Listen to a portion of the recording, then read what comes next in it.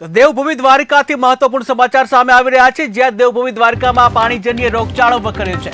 દેવભૂમિ દ્વારિકામાં પાણીજન્ય રોગચાળો વકર્યો કે જ્યાં જામખંભાળિયાની સિવિલ દર્દીઓથી ઉભરાઈ, ત્યારે કેશબારી પર દર્દીઓની લાંબી કતારો જોવા મળી। જ્યાં વાયરલ બીમારીને કારણે રોજની 1000 ઓપીડી, ત્યારે તાવ, ઝાડા, ઉલટી સહિતના દર્દીઓનો ભારે ધસારો જોવા મળી રહ્યો છે।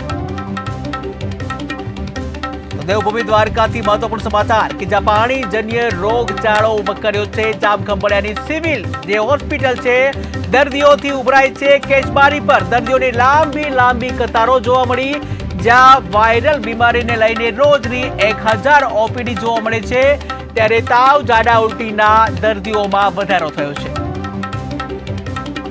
ત્યારે પાણીજન્ય રોગોનું વાવર વધારે છે અને તાવના કેસો થોડા વધારે છે, ઝાડા ઉલટીના કેસો પણ આવે છે, પણ ઓપીડી રોગચાળા જેવી પરિસ્થિતિ નથી। ઓપીડી લગભગ 900 થી 1000ની રહે છે। પહેલાં જે 800, 750, 800ની રહેતી હતી, અત્યારે 1000ની છે।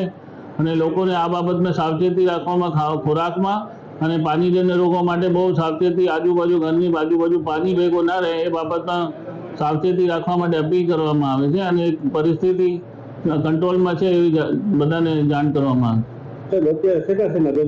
આવે। પેટ દુખાવાના અને તાવના, ઉલટી ઝાડાના છે, પણ પહેલા કરતાં ઠીક છે। હવે વરસાદ પણ રોકાઈ ગયો છે અને પરિસ્થિતિ એવી કંટ્રોલમાં નથી, કાબુમાં છે એવી પરિસ્થિતિ છે। અત્યારે પાણીજન્ય રોગોનું વાવર વધારે છે અને તાવના કેસો થોડા વધારે છે।